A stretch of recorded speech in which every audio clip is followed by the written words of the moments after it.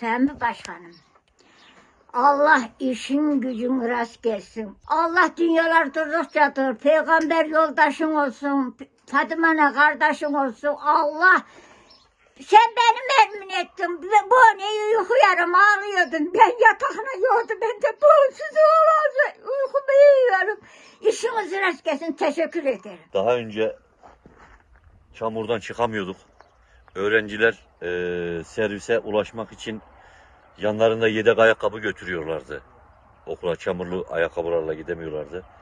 Sağ olsun Malatya Büyükşehir Belediye Başkanımız, Sami Er Başkanımız, daire başkanlarımız, yolalt, yapı, asfalt, tüm emeğe geçen herkesten çok sağ olsun, Allah razı olsunlar. Yaşlı, yatalak insanları ambulansa sırtımızda getirdiğimiz dönemler oldu bizim. Çamurdan çıkamıyorduk. Şu anda bütün mağduriyetlerimiz gideriliyor. Çok sağ olsunlar, var olsunlar. Bu arkamda görmüş olduğunuz yolda 2 tane yatalak hasta vardı. Sedyelerle çıkar diyorduk. Traktör bile işlemiyordu. Sağ olsun, var olsunlar. Samer Başkanım, Yol Asfalt Daire Başkanımız. Allah hepsinden razı olsun. 36 yıllık sıkıntıdan bizi kurtardılar.